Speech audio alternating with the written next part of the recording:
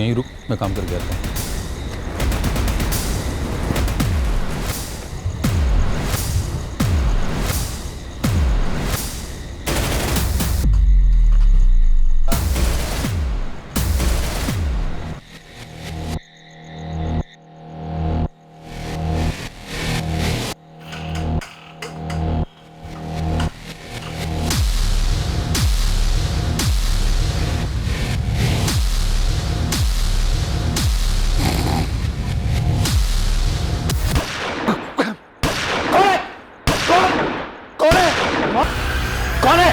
ये आवाज कैसे? माँ, माँ, कौन है? कौन है?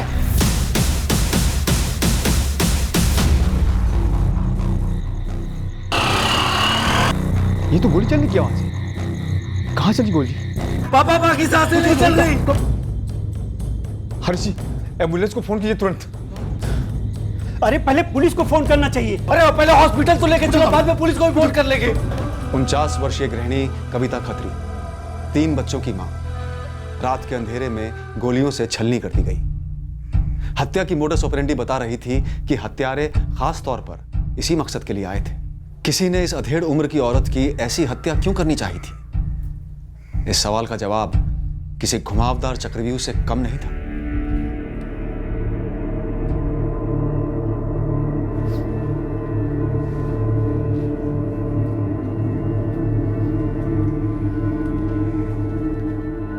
सर, मैं यही नीचे ही सोया हुआ था। सर, मैं अपने कमरे में सोया हुआ था। आप दोनों में से किसी ने भी शूटर को नहीं देखा?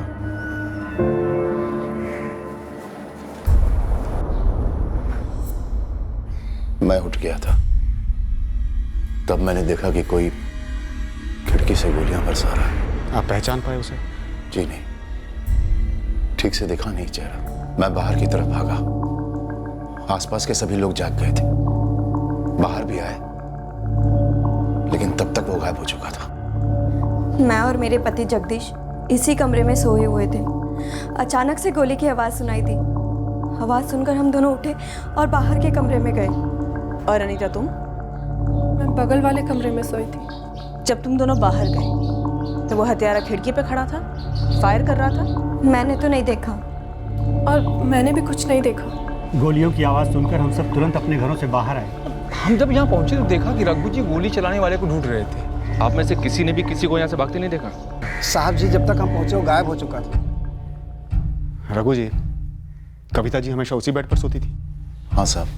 तो जाहिर सी बात है कि जो भी आए थे, हत्यारा या हत्यारे, पहले से जानते थे कि कविता जी हमेशा इसी खिड़की के पास होती थी। उन्होंने घर के अंदर घुसने की कोशिश भी नहीं की। सर, आप कह रहे हैं कि वो लोग सिर्फ माँ को मारने आए थे? लग तो ऐसा ही रहा है। सिर्फ उन्हीं पर इतनी सारी गोलियां चलाई गई, किसी और पर नहीं। लेकिन क्यों साहब? मेरी पत्नी की किसी से क्या दुश्मनी हो सकती है? इस सवाल का जवाब तो हमसे बेहतर आप दे सकेंगे। आप सोचकर बताइए कि आपकी किससे ऐसी दुश्मनी थी? 5 गोलियां दागी गई उनमें, करीब से, एक भी चूकी नहीं। हार्ट, लंग्स, एब्डोमेन पूरी तरह से छन्नी हो चुके थे। ऑन द स्पॉट मौत हो चुकी होगी। आप लोगों की कॉलोनी के पास जहां भी सीसीटीवी हैं, वहां की फुटेज मंगवाएंगे और चेक करेंगे। लेकिन आप भी हमें सोचकर बताइए कि कविता जी को कोई क्यों मारेगा? आपकी माता जी, आपकी पत्नी क्यों मारी गई? किसी पे कोई शक? सर, मेरी माँ के एक कज़न भाई बंसीधर मामा जी और उनका बेटा धीरज। कहाँ रहते हैं ये लोग? वैसे मसला क्या है? ज़मीन, यहीं रहते हैं जोधपुर में। हमारे नाना जी की एक पुश्तैनी ज़मीन है, उसको लेकर के बंसीधर मामा जी और माँ के बीच में कुछ दिनों से झगड़ा चल रहा था। ये तुम्हारे बंसीधर मामा जी और धीरज, इन दोनों का एड्रेस और फोन नंबर दो। आप कुछ नहीं बोल रहे हैं रघु जी? क्या बोलूं साहब, कुछ समझ ही नहीं आ रहा। 30 साल की शादी थी हमारी, 3 बच्चे, ये गिरस्ती, सबका सब एक ही झटके में खत्म कर दी। किसने? क्यों? जी, अभी अभी एक फोन आया रिश्तेदार का, कविता की हत्या के बारे में। बंसीधर जी, आप और आपका बेटा धीरज तुरंत केवटिया पुलिस थाने आ जाइए, जरूरी बात करनी है। हमसे क्या बात करनी है आपको? और हम कविता के घर से काफी दूर रहते हैं, कदरिया चौक में, और वहां जो कुछ भी हुआ उसमें हम क्या बता सकते हैं? आप बंसीधर जी, आप आइए, बात करते हैं। नहीं आए तो हमें आना होगा। हम आते हैं। जगदीश ने जमीन का मसला उठाया होगा पुलिस वालों के सामने। वो हमें फंसाने की कोशिश कर रहा है। देखते हैं। धीरज, चले। हाँ पापा। पापा मैं 2 में तैयार होके आया। जल्दी बोल। कोई नहीं, टेंशन मत ले, मैं संभाल लूंगा।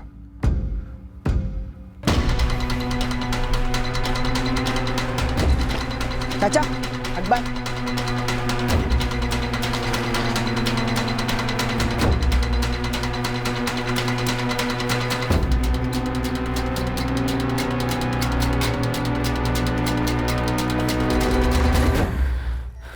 पापा, माँ मान नहीं रही थी, इसलिए मामा जी ने सुपारी उपारी दे दी। सब मामा जी का कराया हुआ है। सिर्फ जमीन के लिए भैया? मामा जी ऐसा करेंगे? तो और क्या वजह हो सकती? कौन कर सकता है ऐसा?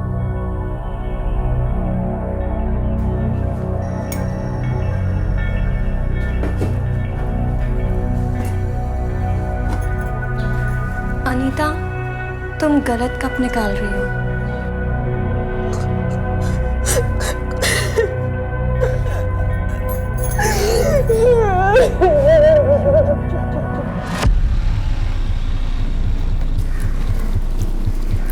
ठीक है। सलाम सर। आपकी फाइल खुली है कि एक तगड़ी खबर है? शाबाश गुरु, बोल। 2 पेशेवर शूटर यहाँ जोधपुर में परसों पधारे थे, अब हवा होगा। दिलीप पालीवाल, गोविंद शेखावत। जयपुर में इनकी हिस्ट्री है। यहाँ जोधपुर में घंटाघर के पास एक लॉज में 2 दिनों के लिए डेरा डाले हुए थे। आज सुबह ही चेकआउट किए। तो कविता मर्डर में कोई इन्वॉल्वमेंट, कोई सुराग? सर जी, यहाँ जोधपुर में इन लोगों का मौजूद होना ही सबसे बड़ा सुराग है। यहाँ जोधपुर में कोई सैर सपाटे के लिए उतारे नहीं होंगे। गुरु, पता कर इस वक्त ये दोनों कहाँ हैं। देखते हैं क्या यही दोनों हैं जिन्होंने गोली चलाई। अगर यही हैं तो पक्का इनसे किसी ने गोली चलवाई है। आप सही कह रहे हैं, मसला भारी था जमीन का, क्योंकि आज जमीन की कीमत भी तो भारी है ना। कविता जी अड़ी हुई थी, इसलिए आप सौदा नहीं कर पा रहे थे जमीन का। दरअसल कविता और उसके पति रघु जी इतने अड़े हुए नहीं थे। उनका बेटा, क्या नाम, जगदीश, बड़ा अड़ियल है। वही उकसाता था कविता और रघु जी को। तो अब कविता जी तो रही नहीं, आपके रास्ते का कांटा निकल गया। अभी मेरी बहन की लाश शायद उनके घर वालों को मिली भी नहीं होगी और उन्होंने मुझ पर उंगली उठाना शुरू कर दिया। सर आप सोचिए, जब उन्हें मुझ पर इतना ही शक होता है तो क्या मैं पागल हूं जो मैं कविता को मरवाता? सीधी मुझ पर ही उंगली उठती ना सर। तुम कुछ नहीं बोल रहे हो धीरज? सर इसमें बोलने जैसा क्या है? जब हमने कुछ किया ही नहीं तो किस बात की सफाई थे? घरेलू मामला तो, और ऐसे मामले को थोड़ी कोई गोली चलाकर सुलझाता है।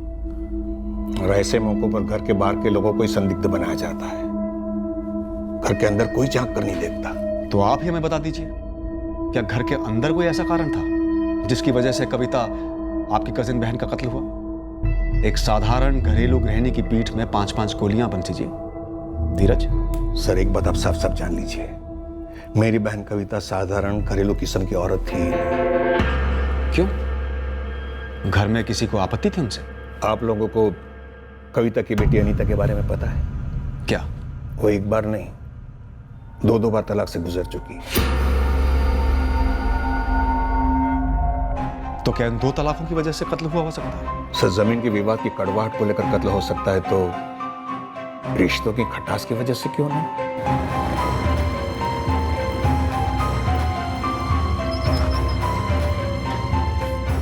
ये दोनों, दिलीप और गोविंद, 100% तो नहीं बोल सकता, लेकिन यही शामिल है इस कांड में। अनिल, सुपारी किसने दी? अभी तो कुछ पता नहीं चल रहा है, पर फील्डिंग चालू है गुरु भाई। कुछ तो सूंघा होगा। एक बात है भाई, कोई और पेशेवर मर्डर तो हुआ नहीं इतने दिन से हमारे जोधपुर में। अब ये 2 पेशेवर यहीं थे, तो 2 और 2 4 तो इन्हीं के साथ हो रहा है ना। तो जल्दी इन दोनों का पता लगा। अगर ये दोनों मिले तो सुपारी देने वाला भी मिलेगा या मिलेगी। ओम धौ शांतिरपः शांतिरौषध्यः शांतिः वनस्पतयः शांतिः पृथिव्यै शांतिः नभः शांतिः मृत्युदेह शांतिः शांति शांति शांति शांति देव। अभी के लिए तो बात टल गई, लेकिन कब तक? अरे आप मेरा यकीन क्यों नहीं कर रहे हो? मैंने कहा ना मैंने कुछ नहीं करवाया है। तो बता, कल रात तो कहां था? सच क्यों नहीं बोल रहा है तू? पापा मैंने सच में कुछ नहीं किया है। अगर तूने किया भी है ना, तो उम्मीद करता हूं कि कोई सुराग तूने नहीं छोड़ा होगा। और सुनो, अगर उन्होंने पुलिस के सामने मुंह खोला तो उन्हें जो सजा मिलेगी ना, उससे उन्हें रत्ती भर फर्क नहीं पड़ेगा। लेकिन तुम अपना सोचो, तुम्हारे साथ क्या होगा? राम नाम सत्य है, राम नाम सत्य है, राम नाम सत्य है, राम नाम सत्य है, राम नाम सत्य है, राम नाम सत्य है, राम नाम सत्य है, राम नाम सत्य है, राम नाम सत्य है। अनीता का डिवोर्स उसका निजी मामला है, उसका मेरी सास के कत्ल से क्या ताल्लुक? शिखा, क्या तुम बता सकती हो वो शूटर्स कौन थे? मैं कैसे बता सकती हूँ? तो फिर मेरे सवालों का जवाब तुम सवालों से मत दो। जो पूछ रही हूँ उसका सीधा सीधा और पूरा जवाब दो, वरना अनीता को मुझसे बात करने दो। तो अनीता, तुम्हारी 2 शादियां टूटी, सही कह रही हूँ मैं? क्यों बताना चाहिए अनीता के तलाक के बारे में? उसमें बताने जैसा है क्या?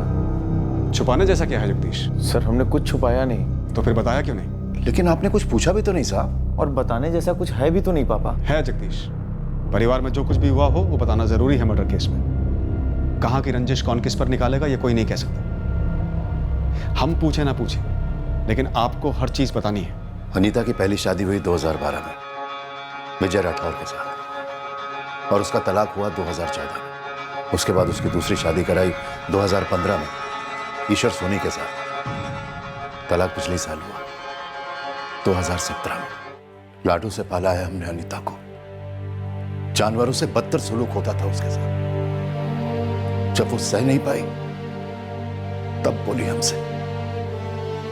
सर, क्या आप लोगों को विजय और ईश्वर के खिलाफ कुछ मिला है? क्या उन लोगों ने हमला कराया मेरी माँ पे? कोई कारण था उनके पास तुम्हारी माँ पे हमला करवाने का? डिवोर्स से नाखुश थे? वैसे डिवोर्स लेने का फैसला किसका था? क्या बात है जगदीश? रघु जी, अनीता, तू उस घर में अब कदम भी नहीं रखेगी। हम तलाक की मांग करेंगे। बात करते हैं ना विजय से और उसके परिवार से। वादा लेते हैं उससे कि वो अनीता के ऊपर कभी हाथ नहीं उठाएगा।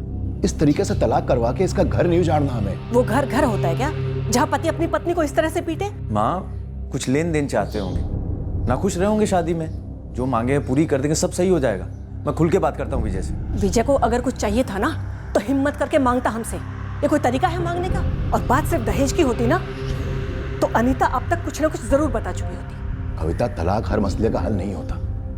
बहुत महंगा पड़ेगा समाज में, हम सबको, अनीता को। अरे बाहर में जाए ऐसा समाज। जब मेरी बेटी पर कोई हाथ उठा रहा था और समाज आकर उस हाथ को ना रोक सके, तो मुझे कोई लेना देना नहीं ऐसे समाज से।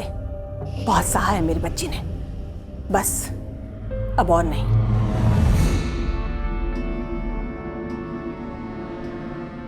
माँ, अब आप कहेंगे कि ईश्वर से भी तलाक ले लो। तुम्हें दिखाई नहीं दे रहा?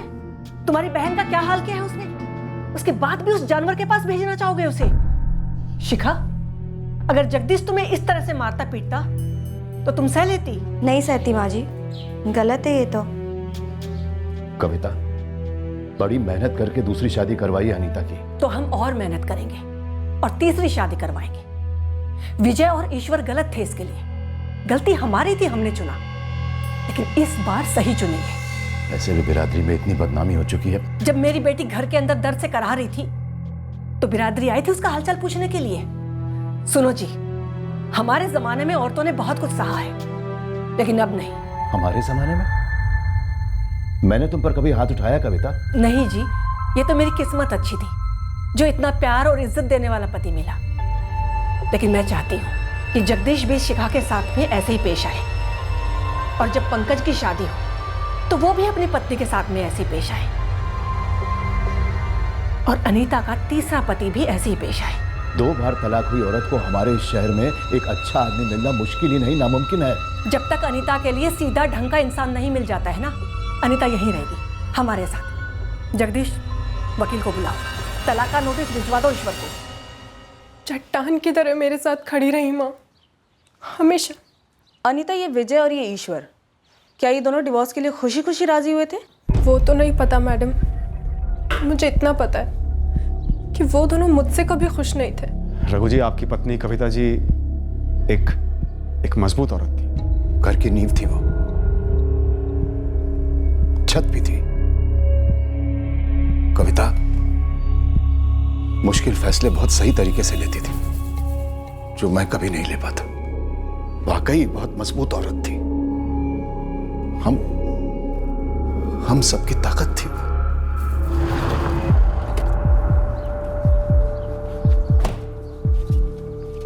ये विजय राठौर का घर यही है? जी मैं माँ हूँ विजय की। क्यों मिलना है? क्या आपको पता है कि विजय राठौर की भूतपूर्व सास कविता खत्री, उनका मर्डर हो गया है? जी पता चला। किसी ने बताया? मुझे इसी सिलसिले में विजय से बात करनी। कहाँ है वो? काश आप ऐसा कर सकते। क्या मतलब? मेरे बेटे को गुजरे 2 साल हो चुके हैं।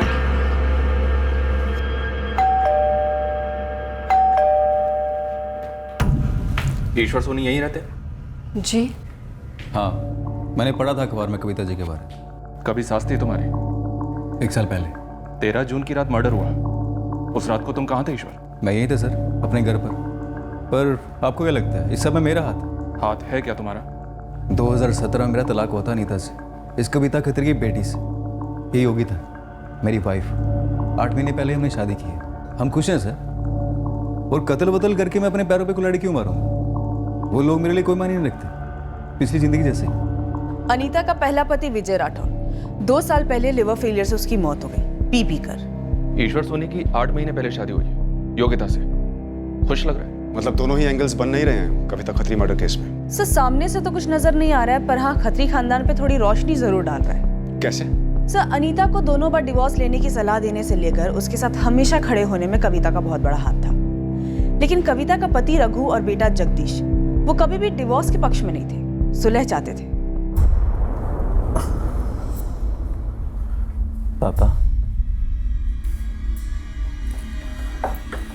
पापा ये वक्त मजबूत रहने का है।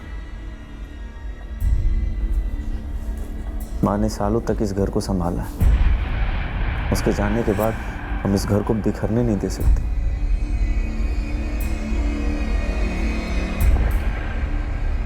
तुम इनसाइड जॉब की तरफ इशारा कर रही हो?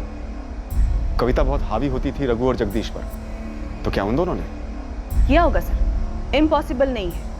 शूटर सीधा खिड़की पे आया, उसने सोई हुई कविता पर 5 राउंड फायर किए और फिर भाग गया। किसी और को मारने की कोशिश नहीं की या फिर कुछ और करने की कोशिश नहीं की, बल्कि रघु और पंकज उसी कमरे में सो गए। अंदर आओ सर। आओ गुरु आओ। उन दोनों हिस्ट्री शीटर्स दिलीप और गोविंद पर कोई मूवमेंट? दोनों की खोज चल रही सर, लेकिन टिप ये है कि कविता के कजन भाई बंशीधर के बेटे धीरज को उठा लो। 13 की रात को धीरज घर पर नहीं था, सुबह सुबह लौटा है। और धीरज था कहाँ? वो तो आप पूछिए, लेकिन खबर पक्की है धीरज हड़बड़ाया हुआ था और उसका बाप भी टेंशन में घूम रहा है। आपके पास सबूत क्या है कि मैं 13 जून की रात घर पर नहीं था? कई हैं, और उनमें से एक है नरेंद्र शुक्ला, तुम्हारा पड़ोसी, जिसने 14 जून की सुबह तुम्हें घर आते देखा। तो इसका मतलब यह है कि मैं अपनी बुआ कविता खत्री का मर्डर करने गया था और वहां से लौट रहा था? नहीं, तुमने खुद नहीं किया, तुमने इन दोनों से करवाया। दिलीप पालीवाल, गोविंद शेखावत। मैंने नहीं पहचानता। पेशेवर हत्यारे हैं ये। देखिए सर, मैंने इनसे अपनी बुआ का मर्डर नहीं करवाया। तो 13 जून की रात भर कहाँ था तू? मैं बुआ के घर नहीं था। मैं सच कह रहा हूँ, कसम से कह रहा हूँ, मैं नहीं था वहां। देख धीरज, 13 जून की रात भर के एक सेकंड का हिसाब लेंगे हम तुझसे, और अगर जरूरत पड़ी ना तो डंडा भी करेंगे। ठीक है सर, कीजिए डंडा, लेकिन मैं नहीं बताऊंगा। तुझे पुलिस के डंडे के बारे में जरा सा भी अंदाजा नहीं है ना? है सर, अंदाजा है, लेकिन एक निजी कारण है जिसकी वजह से आपको मैं नहीं बता सकता कि उस रात मैं कहाँ था। हम धीरज गुप्ता पर दबाव बढ़ाने ही वाले थे कि जब अचानक अनीता के ईश्वर सोनी के साथ हुए डिवोर्स का एक ऐसा पहलू सामने आया जिसने इस केस को एक नई रोशनी दी। और इसके चलते विजय राठौड़ से हुआ पहला डिवोर्स भी रेडार में आया। जाहिर सी बात थी, हमसे ये खुलासे अनीता ने नहीं किए थे। दरअसल उसने अपने परिवार वालों को भी अंधेरे में रखा था। सर अनीता के दोनों एक्स हस्बैंड्स विजय राठौड़ और ईश्वर सोनी, इन दोनों के घर के बाहर मैंने खबरें लगा दिए थे। और सर हमारे खबरों ने एक बहुत ही खटकने वाली खबर दी है। कैसी खटकने वाली खबर? सर अनीता का पहला पति विजय राठौड़, वो शराब पीता था, ये तो हम सब जानते हैं, लेकिन सर वो अनीता को कभी पीटता नहीं था। और ईश्वर? एक भी पड़ोसी ऐसा नहीं मिला जिसने कहा कि ईश्वर अपनी पत्नी को पीटता था, या फिर ईश्वर ऐसा आदमी हो जो अपनी पत्नी को पीट सके। और ऊपर से ये बात भी कही कि ईश्वर की दूसरी पत्नी योगिता वो उसके साथ काफी खुश है। ओह, तो इसका मतलब खत्री परिवार ने कविता के बारे में हमसे झूठ बोला, या फिर अनीता ने खत्री परिवार से मारपीट का झूठ बोला। सर, मुझे किसी सीनियर ऑफिसर से बात करनी है। कौन हो तुम और क्या बात है? मैम, मेरा नाम श्रुति मौर्य है और मैंने सुना है आप लोगों ने धीरज को अरेस्ट किया है। क्या कहना है तुम्हें? सर, मैम, धीरज आपसे कभी सच नहीं बोलेगा। कौन सा सच? कि उसने अपनी बुआ कविता खत्री का मर्डर करवाया? नहीं सर, ये सच नहीं है। सच ये है कि 13 जून की रात मेरे मम्मी पापा घर पे नहीं थे और धीरज मेरा बॉयफ्रेंड है, तो आप समझ रहे हैं ना? सर, किसी भी सूरत में मम्मी पापा को नहीं पता चलना चाहिए कि मैं उसका श्रुति के घर था। सर, हम अलग अलग कास्ट से हैं और एक दूसरे से बहुत प्यार करते हैं, और अगर ये बात उन्हें पता लगी तो वो हम दोनों को जान से मार डालेंगे। सर, मैं नहीं चाह रहा था कि श्रुति का नाम सामने आए, इसलिए कुछ बोल नहीं रहा था मैं। सर, हम सच कह रहे हैं। धीरज, जब तक हम ना कहें तुम जोधपुर छोड़कर बाहर नहीं जाओगे।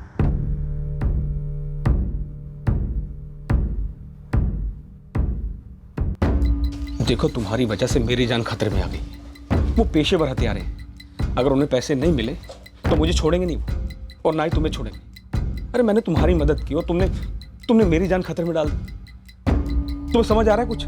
वाह, कविता जी का मर्डर होने के बाद पहली बार ये पूछना किसी ने जरूरी समझा।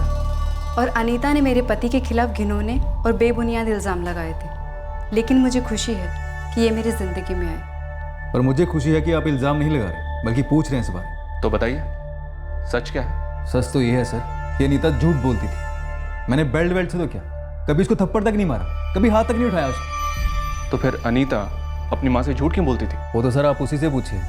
लाडली थी उस घर की, जो वो बोलती उसकी माँ सच मान लेती थी। ये बिल्कुल झूठ था कि विजय पीकर अनीता के साथ मारपीट किया करता था। ऐसा कभी भी कुछ नहीं हुआ। तो फिर अनीता और उसकी माँ कविता खत्री ने जब उस पर मारपीट का आरोप लगाया तो विजय ने मना क्यों नहीं किया? देखिए, विजय पियक्कड़ था ये सभी जानते थे, फिर एक पियक्कड़ की बात पे कोई भरोसा क्यों करता? ऊपर से अगर विजय अपनी सफाई में कुछ भी कहने की कोशिश करता तो मारपीट, दहेज वहेज कोई भी केस ठोक देते अनीता और उसके घर वाले। इससे तो हमारी मुसीबत और दुगनी हो जाती ना। 99% केसेस में क्या होता है, लड़की जैसे ही लड़के पे मारपीट का आरोप लगाती है, लड़का जेल के अंदर। आप तो जानते ही होंगे, आप ही लोग करते हैं। और मुझे जेल जाने का कोई शौक नहीं। ऊपर से मैं शौक था अनीता ने मुझ पर ऐसे इल्ज़ाम लगाए, इसलिए चुपचाप डाइवोर्स दे दिया। अनीता, क्या ये सच है?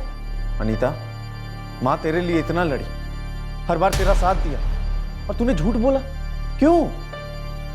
अनीता, हम कहीं सुनी पर नहीं जा रहे हैं। हमने बहुत छानबीन करके पता लगाया है कि ना तो विजय राठौड़ तुम्हें टॉर्चर किया करता था और ना ईश्वर सोनी। तो फिर माजरा क्या था? और तेरी माँ तेरे इस झूठ को पकड़ ही नहीं पाई, कैसे? अनीता, क्या तुमने ये सारा नाटक, ये सारे झूठ रतन सिसोदिया के लिए बोले? ये चैट मैसेजेस, ये सारे मैसेजेस तुम्हारे हैं रतन सिसोदिया के साथ। और अनीता, इन्हें देख के तो लग रहा है कि तुम्हारी काफी पुरानी जान पहचान है उससे। हम सब जानते हैं रतन, हमारे एरिया में ही रहता है। नमस्कार, वेलकम, सुस्वागतम। पधारो हमारा देश। जोधपुर के शानदार शहर में आप सभी लोगों का बहुत बहुत स्वागत है। मैं रतन सिसोदिया, आज के लिए आपका टूर गाइड। मैं वादा करता हूं कि आज के दिन ना तो मैं ना ये शहर आपको किसी भी तरह से निराश करे। तो आज के लिए हमारा सबसे पहला स्टॉप है जोधपुर का घंटाघर। वहां से हम मशहूर मेहरानगढ़ फोर्ट जाएंगे। ये जोधपुर की शान माना जाता है। अभी 11:30 बज रहे हैं, हम 1 बजे तक यहीं रहेंगे। वैसे तो इस शानदार गढ़ को पूरी तरह देखने और समझने के लिए पूरे 2 दिन लगते हैं। अनीता, जवाब दे, कब से चक्कर चल रहा है तेरा रतन सिसोदिया के साथ? बोल। कोई बात नहीं, हमारी टीम गई है उसे लाने। 2 डंडे मारेंगे, सारा चक्कर सामने आ जाएगा। नहीं नहीं सर, आपसे कभी नहीं मारेंगे। और हमारा कोई चक्कर वक्कर नहीं है, प्यार है हमारा, सच्चा प्यार, सालों का प्यार। तुम्हारी पहली शादी से भी पहले का। तो ये विजय और ईश्वर वाली बात हमारी आंखों में धूल झोंकने के लिए किया तूने? हाँ? तेरी माँ को ये सब कुछ मालूम था? बिल्कुल नहीं पापा, हम सब लव मैरिज के खिलाफ थे। मैं कभी अपने दिल की बात किसी से कह ही नहीं पाई। तेरी माँ एक टांग पर खड़े होकर सबसे लड़ी। जानती हूँ पापा, पर मैं फिर भी कभी कुछ नहीं कह पाई। और वैसे भी आप खुद ही तो कहते थे कि मैं कभी अपने पसंद का लड़का नहीं चुन सकती। अरे कहा था तो क्या तू ऐसा कर देगी? दो लोगों पर झूठे इल्जाम। अनीता, कहीं ऐसा तो नहीं कि कविता जी ने तुम्हारी चोरी पकड़ ली हो और तुमने रतन के साथ मिलकर उन्हें? नहीं नहीं सर, आप ये कैसी बातें कर रहे हैं? रतन तो खुद 1 महीने बाद भैया और पापा से मेरा हाथ मांगने वाला था। 8 साल पुराना रिश्ता है हमारा। मैं उससे शादी करना चाहता था। हम सबको सब कुछ बताने वाले थे साहब। और उसके पहले ही कविता जी को पता चल गया, और इससे पहले कि वो किसी और को कुछ बोलती या विरोध करती, तुमने उन्हें मरवा दिया। अनीता सच बोल। मैंने कुछ भी नहीं किया है। अगर रतन ने ये सब करवाया है ना, मैं कभी उसका चेहरा भी नहीं देखूंगी। अब रतन पे इल्जाम लगा रही, जैसे पहले विजय और ईश्वर पे इल्जाम लगाया। हाँ, उन दोनों की जिंदगी खराब, यहाँ हम सब परेशान, बस इस एक झूठ के लिए। डर के मारे मैंने झूठे इल्जाम जरूर लगाए थे, पर ये भी बिल्कुल सच है पापा। मैंने या रतन ने माँ को नहीं मरवाया है। साहब गरीब फैमिली से हूँ, बहुत मुश्किल से मेहनत करके टूरिस्ट गाइड बना हूँ। आपको ऐसा क्यों लगता है कि अनीता की माँ को मारकर मैं उसे शादी कर पाता? शायद वही सबसे बड़ी अड़चन हो। अड़चन कैसी साहब? वो तो हमेशा अनीता का साइड लेती थी, अड़चन दूर करती थी, बल्कि सपोर्ट करती है हमारा। लव मैरिज में नहीं करती। करना होता तो पहली शादी के पहले ही बोल दिया होता अनीता ने घर पे। साहब अनीता का 2 बार डिवोर्स हो चुका है। अब जाके मैं उसकी माँ से उसका हाथ मांगने वाला था। तो तुझे मालूम था कि अनीता जो कुछ भी अपने पतियों के बारे में बता रही है वो बड़ा चढ़ा कर बता रही है? साहब अंदाजा था मुझे, लेकिन मैं और अनीता एक दूसरे से प्यार करते हैं, तो वो वहां उसके पतियों के साथ खुश कैसे रह पाती? और साहब उसकी माँ को मारकर मैं उसके साथ कैसे खुश रह पाऊंगा? सर जी, अनीता और रतन की पिछले महीनों की मूवमेंट नहीं करी। किसी सुपारी वाले से मिलने की कोई निशानी नहीं है। दिलीप पालीवाल और गोविंद शेखावत की कोई खबर? सारे पुलिस स्टेशन अलर्ट पर हैं, फिर भी उनका कोई ठिकाना नहीं मिल रहा। मेरे बंदे सारे हिस्ट्री शीटर्स का भेजा खा रहे हैं, कहीं से कुछ सामने नहीं आ रहा। पेशेवर हैं तो सुपारी तो निकली होगी इस कविता खत्री की। कविता का पति रघु और बेटा जगदीश, इनके खिलाफ भी कुछ ठोस हाथ नहीं लगा। मेरा शक इन पर ज्यादा जाता है। कहीं कोई गेम तो नहीं खेल रहे दोनों? कोई बीच वाला रेफरी होगा इस गेम में, जिसके जरिए ये दोनों पेशेवर हत्यारे गोविंद और दिलीप के कांटेक्ट में आए होंगे। क्योंकि सर जी, इंटरनेट से ढूंढने से कोई पेशेवर हत्यारा तो मिलेगा नहीं, और शायद वही बीच वाले बंदे की वजह से आपको ये बाप बेटे के खिलाफ कुछ मिल नहीं रहा हो। गुरु, इनकी फर्टिलाइजर की दुकान है, तू एक अलग टीम लेके जा। जितने भी दोस्त हैं, दुश्मन हैं, इनके सबको खंगाल। कोई ना कोई सुराग तो मिलना ही चाहिए।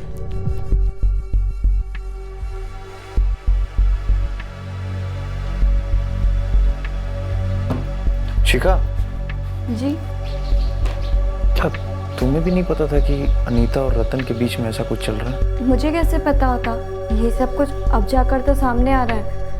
और अगर मुझे पता होता तो क्या मैं आपको नहीं बताती? देखो, अगर गलती से भी पुलिस वाले तुमसे पूछें तो तुम पुलिस वालों को भी यही जवाब देना कि तुम्हें पता नहीं था।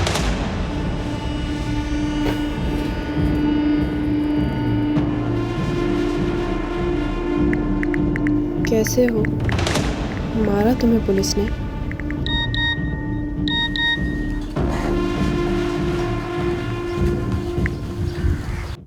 नहीं, लेकिन मैसेज करना बंद करो। टैप कर रहे हो, थोड़े समय बाद मिलते हैं।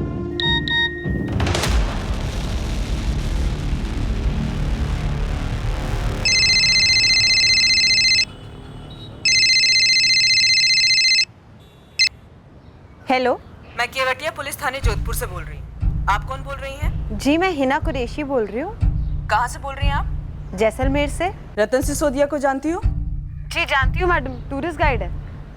क्या बात है मैडम? पूरा जैसलमेर जानता है उसे? नहीं, लेकिन तो फिर आप कैसे जानती हैं? जी मैडम, मेरी यहाँ पर बाइक रेंट पे देने की दुकान है और रतन टूरिस्ट गाइड है, तो काफी टूरिस्ट लेकर आता है यहाँ पर बाइक हायर के लिए। पर आप क्यों पूछ रही हैं? काफी बातें होती हैं आपकी रतन से फोन पर। ओह मैडम, क्या मतलब है आपका? हाँ, यहाँ मेरे पास 1 दर्जन बाइक है और मेरे शौहर आमिर कुरैशी की किले के अंदर आर्टिफैक्ट की एयर कंडीशन दुकान। कोई एवी गेवी लोग नहीं है कि आप फोन उठाकर यहाँ पर ये भद्दे सवाल करेंगी। यहाँ जोधपुर में एक मर्डर हुआ है और इस सिलसिले में हम रतन के बारे में कुछ जानकारी हासिल कर रहे हैं। देखिए मैडम, मुझे इतना पता है कि टूरिस्ट गाइड, बाकी की जानकारी आप किसी और से हासिल करिए। बहुत काम है इधर, रखती हूँ।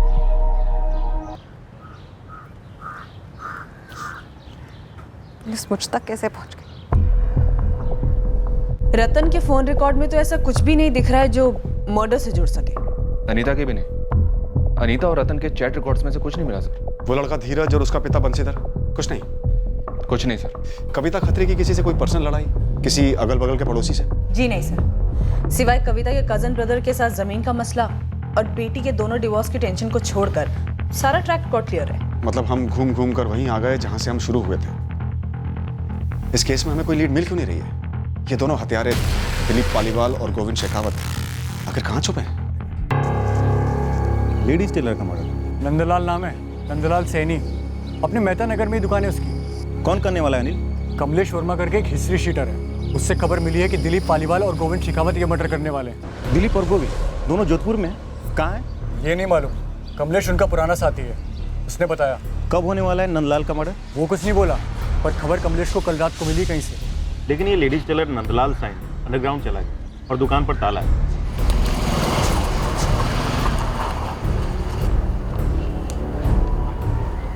फोन भी बंद है और मोहल्ले में किसी को कुछ नहीं पता है कि नंदलाल गायब कहाँ हो। फिर इससे पहले नंदलाल को टिप मिली होगी कि दिलीप और गोविंद आ रहे हैं उसके। पर ये दोनों लेडीज टेलर को क्यों मारने वाले हैं? किसी लेडीज पे कोई हाथ डाला क्या? उसी टाइप की कोई दुश्मनी निकाल रहे हैं? पता नहीं सर, और ये भी नहीं पता कि मारने का कब प्लान है। अगर प्लान बना है तो ये दोनों दिलीप और गोविंद या तो जोधपुर आ चुके हैं या आने वाले हैं। फैल जाओ सब, चप्पा चप्पा छान मारो। वैसे भी हमें दिलीप और गोविंद चाहिए चाहिए। कविता मर्डर केस में खोद डालो पूरे शहर को इन सालों के लिए। पूरे जोधपुर में एक सीक्रेट अंडरकवर ऑपरेशन लॉन्च किया गया इन दो हिस्ट्री शीटर्स को धरने के लिए, दिलीप पालीवाल और गोविंद शेखावत। लेडीज टेलर नंदलाल सैनी के लिए भी खोज की गई, जिसके कत्ल की टिप हमें दी गई थी। हमें पता चलने वाला था कि नंदलाल सैनी 2 रात पहले ही घर छोड़कर निकल गया था। अब सवाल यह था कि वो ऐसा क्या जानता था या उसने ऐसा क्या किया था कि 2 पेशेवर शूटर्स उसके पीछे पड़े थे। क्या किसी ने उसकी सुपारी दी थी? अब हमें नंदलाल के बारे में एक चौंकाने वाली खबर मिली। सर पता चला है कि नंदलाल के गैंगस्टर्स के साथ कॉन्टैक्ट्स थे और पेशे से लेडीज टेलर। जी सर, और वो दिलीप पालीवाल और गोविंद शेखावत इन दोनों के टच में भी था। और अब वो दोनों इसे ठोकना चाहते हैं। कहीं हमें घुमाया तो नहीं जा रहा है? सर दिलीप और गोविंद का पुराना साथी कमलेश वर्मा काफी कुछ जानता है ये दिलीप और गोविंद के बारे में। उमेद भवन रोड पे एक गेस्ट हाउस में छुपा हुआ। सर पहली टिप इसी ने दी कि नंदलाल को खतरा है इन दोनों से। उठा लो इस कमलेश वर्मा को, कम से कम इस खतरे का असली कारण तो मालूम चले। सर कल आपको दिलीप और गोविंद तक पहुंचा दूंगा। हमने सुना नंदलाल से जान पहचान थी इन दोनों की, तो फिर दुश्मनी कैसे हो गई? उन लोगों में जान पहचान इसलिए थी क्योंकि नंदलाल एजेंट जैसा था। किसी काम की सुपारी दी थी नंदलाल ने उन्हें, पूरी रकम पकड़ा नहीं रहा था। किसकी सुपारी थी? वो जो लेडीज को ठोका था ना बसेरा कॉलोनी में। बसेरा कॉलोनी में? वो कविता खत्री मर्डर केस? जी जी वही। नंदलाल ने कविता की सुपारी निकाली? सुना तो यही है, क्यों निकाली मुझे नहीं पता साहब। हम किसी नंदलाल टेलर को नहीं जानते। ना, मैं भी नहीं जानती। मैं भी नहीं जानती। रघु जी, हमें पता चला है कि इसी लेडीज टेलर नंदलाल सैनी ने आपकी पत्नी कविता जी की सुपारी निकाली। पर क्यों? हम में से किसी दुश्मनी है उसकी? फिलहाल हम सिर्फ इतना ही जानते हैं, लेकिन बहुत जल्द हथियारे हमारे हाथ में होंगे और हमें पता चलेगा कि कविता जी की सुपारी किसने दी थी। सर, मैं नंदलाल सैनी की कॉल हिस्ट्री छाट रही थी। एक अजीब कनेक्शन मिला। मेरी जैसलमेर में एक लेडी से बात हुई थी। ये नंदलाल सैनी की उस लेडी से लगातार फोन पे बात और चैटिंग होती रही है। कौन है ये लेडी? हिना कुरैशी। हिना कुरैशी रतन सिसोदिया के फोन रिकॉर्ड से फीचर करती थी, राइट? Right sir. और यही हिना कुरैशी टेलर नंदलाल सैनी से भी बात करती है, जो इस वक्त अंडरग्राउंड है और जिसे सुपारी दी है दोनों शूटर्स को, कविता खत्री की। Yes sir. उठा लें सर हिना को। उठा लो अनुज, मगर शोर ना हो। ये केस पक्का अनीता और रतन से ताल्लुक रखता है। ये अनीता हद से ज्यादा झूठ बोल रही है।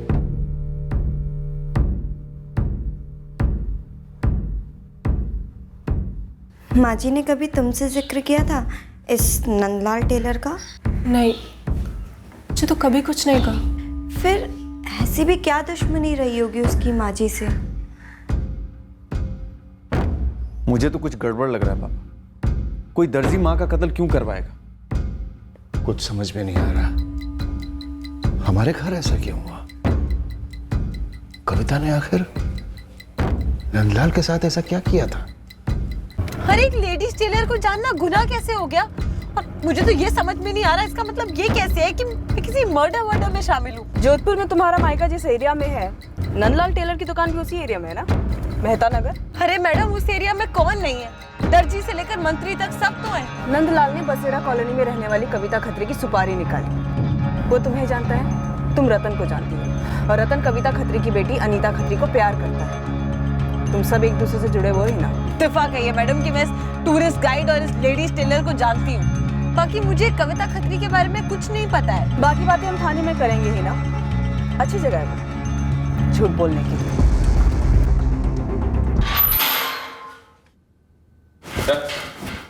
इस केस के सारे खिलाड़ी अब हाथ में थे। अब इस केस की हकीकत सामने आने वाली थी, जो हमारे होश उड़ाने वाली थी। चल लेडीज टेलर, अब पूरी कहानी बता, क्यों दी सुपारी? ये दिलीप और गोविंद का एंगल तो क्लियर है, इन्होंने ट्रिगर दबाया। अपना और हिना का एंगल बता। चल। ये हिना तो कह रही है कि इसका इस मर्डर से कुछ लेना देना नहीं है। अरे साहब, जो कुछ भी लेना देना है सब इसी का है। झूठ बोल रहा है साहब, मेरी उस कविता खत्री से कोई दुश्मनी नहीं थी साहब। मालिक आप तो जानते हैं कि हमारी निजी दुश्मनी थी नहीं, हमने तो बस अपना काम किया, हमने घोड़ा दबाया बस। और साहब वही तो इस पूरे माजरे की जड़ है।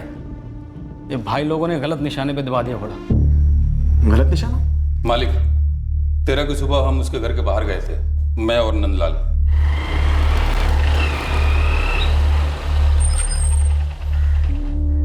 इसे कहते हैं तकदीर। घर दिखाने लाया था, शिकार खुद सामने आ गया। यही है पीली साड़ी वाली। उस रात दिलीप को लेके मैं उस घर गया। प्लान था कि घर के अंदर जाकर पीली साड़ी वाली को देखकर निशाना लगाना है, लेकिन साहब खिड़की से झांक कर देखा कि पीली साड़ी वाली तो खिड़की के पास ही सो रही थी। मैंने बोला तकदीर देखो।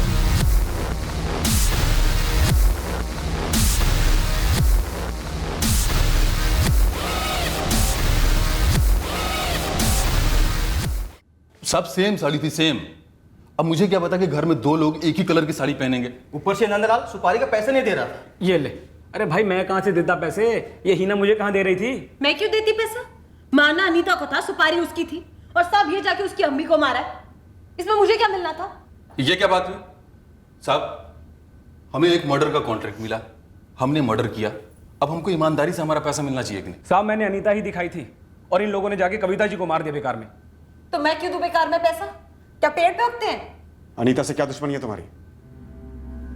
हिना बोल, वरना अभी तेरी सारी अकड़ ना कुरेद के निकालूंगी।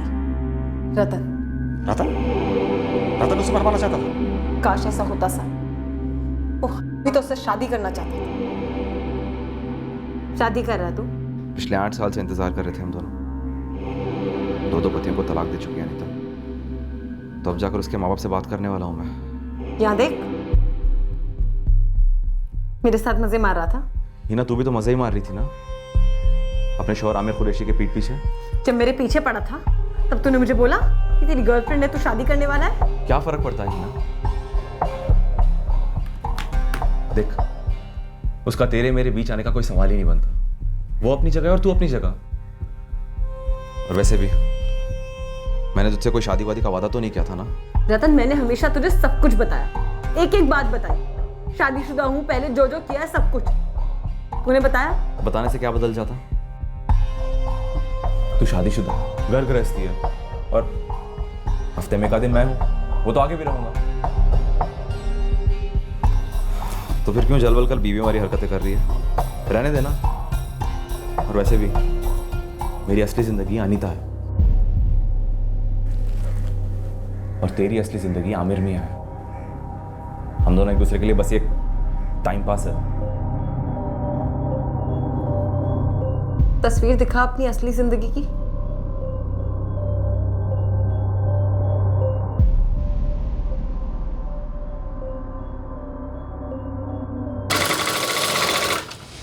कौन है जिसने तुझे इतना परेशान कर रखा है? नाम बता, बीचों बीच काट डालूंगा साले को।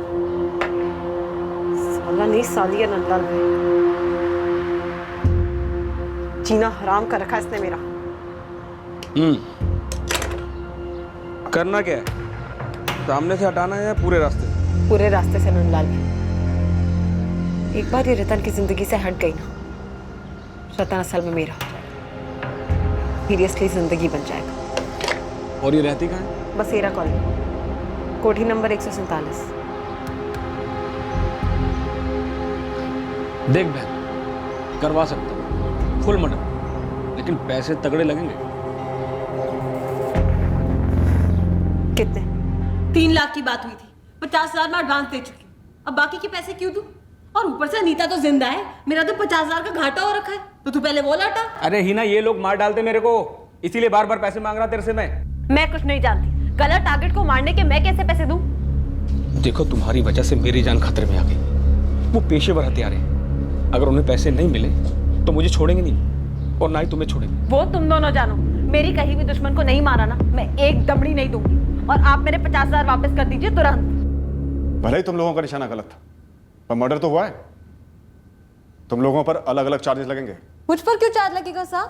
हाँ, मैंने तो जिसके मर्डर की सुपारी दी उसका मर्डर हुआ ही नहीं, तो मुझ पे कैसा चार्ज? कोई सुपरमार्केट नहीं आई है तू, जो गलत सामान लेके गई और फिर वापस देने चली है। अरे मैडम, पर इन्होंने तो मर्डर किया ही नहीं ना, तो मैंने माल लिया नहीं, तो मैं लौटाऊं क्या? हवा।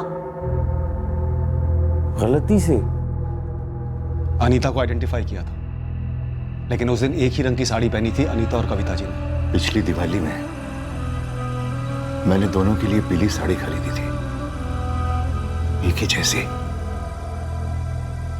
ना अनीता ने ना कविता ने कभी यह सोचा होगा कि दोनों एक ही दिन वही साड़ी पहनेंगे, जिसके चलते वो बच जाएगी जिसे वो लोग मारने आए थे, और वो मर जाएगी जिसकी गलती सिर्फ एक पीली साड़ी थी। अनीता ये जानकर शॉक में चली गई कि असली निशाना वो थी, पर उसकी जगह उसकी मां मारी गई थी। रतन के हिसाब से उसे भनक तक नहीं थी कि उसका एक कैजुअल सा जिस्मानी अफेयर इस तरह आपे से बाहर जाएगा, और हीना उसकी और अनीता की शादी रोकने के लिए अनीता के कत्ल की साजिश करेगी। यह केस एक रिमाइंडर है हम सब के लिए कि जुर्म का सबसे बड़ा शिकार जुर्म करने वाला मुजरिम होता है। Crime never page. फिर मिलेंगे एक नए केस के साथ। क्राइम पेट्रोल सतर्क। जय हिंद।